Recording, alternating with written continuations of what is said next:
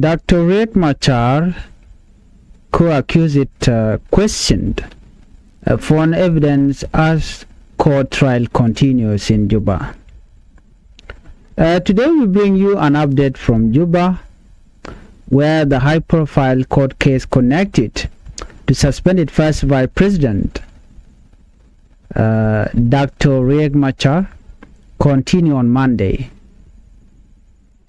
One of the accused, Gadwin Lampoch, strongly challenged the digital evidence presented against him. Gadwin Lam told the court that messages prosecutors said were found on his mobile phone were not there before his arrest. According to Gadwin Lam, the messages appeared only after the phone had been taken by the National Security Service. Gadwin Lam's statement have added another important issue to the ongoing trial. The court must now consider not only the charges against the accused, but also whether the electronic evidence presented is reliable or not. Well, let's look at what happened during today's hearing. Court session focuses on digital evidence. The special court held its 93rd session on Monday in Juba. During the hearing, Gadwin Lampoch spoke in his own defense. Gadwin Lam denied the accusation made against him and questioned the digital evidence used by the prosecution. According to prosecutors, messages recovered from his mobile phone show that he shared intelligence information and supported the Y Army or the Nuer Y Army, an army use group. However, Gadwin Lam rejected those claims. He told the court that the message shown by prosecutor were not on his phone when he was arrested on March 13, 2025. Gadwin Lam argued that while his phone was under the control of security officers, someone could have added the messages before the phone was presented in court. Gadwin Lam said he believed the message may have been copied from another source and inserted into his phone record to support what he described as false accusation against him. This statement represents his defense before the court. The prosecution has not accepted this claim and continue to rely on the digital evidence presented during the trial. Let's look at the question about the investigation. Gadwin Lam also criticized the testimony of one of the prosecution investigators. According to Gadwin, the investigator claimed that he had shared intelligence information and supported the Nuer Y Army, but did not clearly explain what information had been shared. Gadwin Lam said the investigator failed to explain how the information was allegedly passed to others or what kind of support he supposedly provided. Gadwin argued that there was no clear explanation showing whether he had offered financial help, equipment, transportation, or any other form of assistance. Because of this, Gadwilam told the court that he believes the accusations are not supported by enough evidence.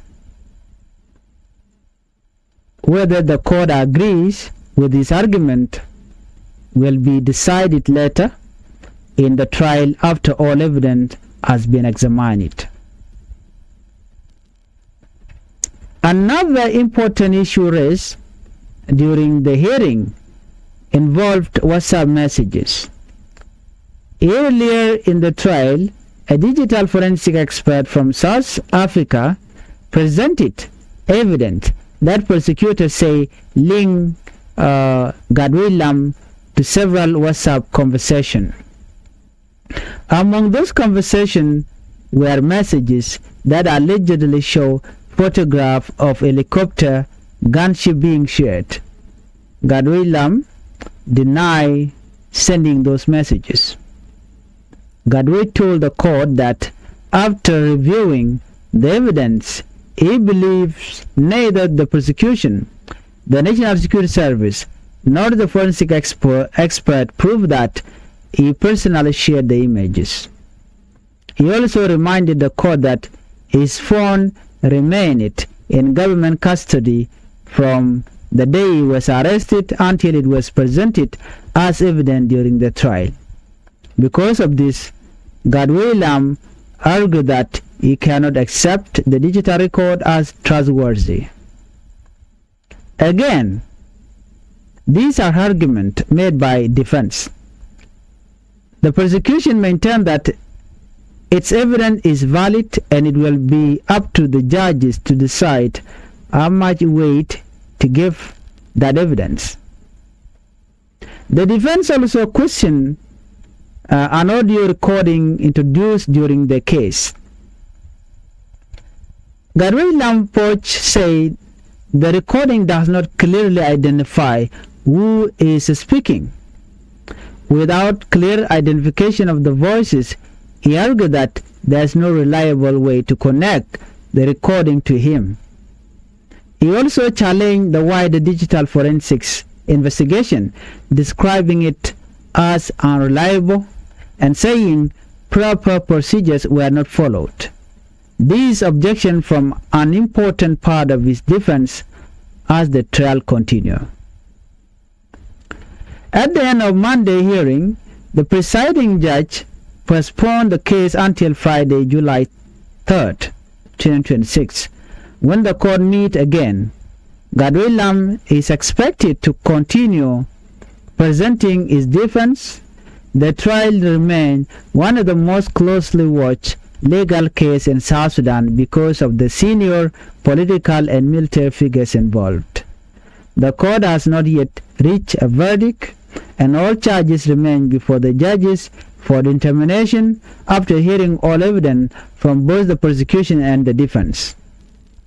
Gadwilam and several other defendants are facing serious criminal charges. The prosecution has accused them of crimes including murder, conspiracy, treason, destruction of public property, and crimes against humanity. The defense denied the accusation and are presenting their defense before the court.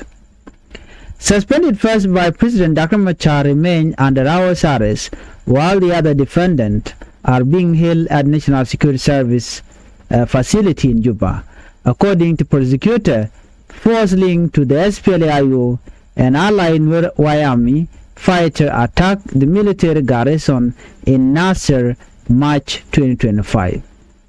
Prosecutor alleged that 257th SSPDF or South Sudan People Defense Forces soldiers, including General David Majudak, were killed during the attack. They also claimed that military equipment worth about $58 million was destroyed or taken. These allegations are part of the prosecution case and remain before the court. The trial is continuing and no final judgment has yet been delivered. Well, thank you for watching. If you are new to Changfied YouTube channel, please make sure you subscribe and turn on the notification bell so whenever we upload a new video, you can be notified. Thank you for watching, and let's meet on the next video.